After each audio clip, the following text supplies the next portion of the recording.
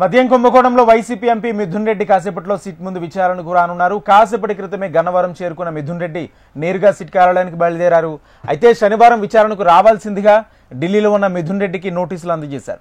మరి కాసేపట్లో సిట్ ముందు హాజరు కానున్నారు. మద్యం కుంభకోణం కేసులో మిథున్ రెడ్డి A4గా ఉన్నారు.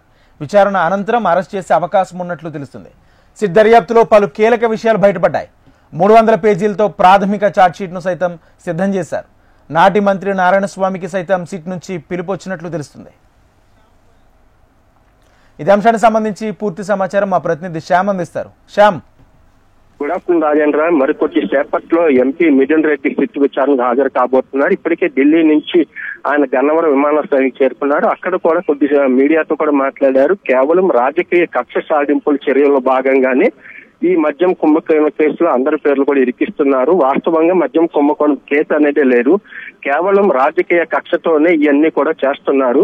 ఇటువంటి అరెస్టులకి మేము భయపడేది లేదు, కాబట్టి మేమే విచారణకు వస్తామని కూడా సిట్కి ఇప్పటికే తాను సమాచారం కూడా ఇచ్చి అందులో భాగంగా తాను విచారణకు వెళ్తున్నాను. ఒకవేళ విచారణ అంటే అరెస్ట్ చేసే అవకాశం ఉందంటూ కూడా ప్రశ్నిస్తే అరెస్టులకు భయపడేది లేదు. తమ గాని తమ పార్టీ గాని ఎటువంటి అవినీతికి పాల్పడలేదు, కేవలం రాజకీయ కక్ష సాధింపు చర్యల్లోనే ఇదంతా చేస్తున్నారంటున్నారు. అయితే మరో ఇదే కేసుకి సంబంధించి కూడా మాజీ ఉప ముఖ్యమంత్రిగా పనిచేసిన నారాయణ స్వామి కూడా ఈ నెల 21వ తేదీన సిట్ విచారణకు హాజరు కావాలంటూ కూడా నోటీసులు జారీ చేశారు. అయితే దీనికి సంబంధించి ఆయన నుంచి కూడా ఇంకా వస్తానని కానీ రానని కానీ ఇంకా సమాధానం అయితే ఇవ్వలేదు. దీంతో ఈ కేసులు ఇప్పటి వరకు కూడా 11 మంది ఆయన అరెస్ట్ అయ్యారు.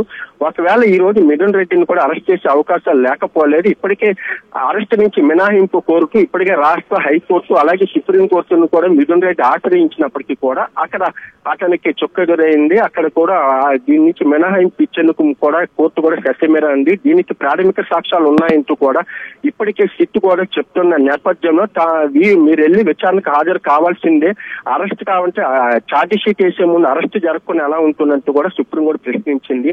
అయితే ఇదిలా ఉండగా దీనికి సంబంధించి కూడా సిట్ కూడా చాలా ఆచితూచి దాదాపు 300 పేజీలతో ఒక ఛార్జ్ షీట్ కూడా దాఖలు చేసింది. ఒకవేళ ఈ రోజు ఈ రోజే ఛార్జ్ షీట్ కోర్టుకి దాఖలు చేయాలనుకున్నప్పటికీ కూడా ఏదైతే మిథున్ రెడ్డి విచారణ అనంతరం మరిన్ని విషయాలు వెలుగులోకి వచ్చే అవకాశం ఉంది. దాని తర్వాత ఒకవేళ ఛార్జ్ షీట్ లో మార్పులు చేర్పులు చేయదలుచుకుంటే అదంతా చేసి సోమవారం దీనికి సంబంధించి కూడా ప్రాథమిక ఛార్జ్ షీట్ ను ఏసీబీ కోర్టుకి అందించే అవకాశం ఉంది. Right, thank you Shyam.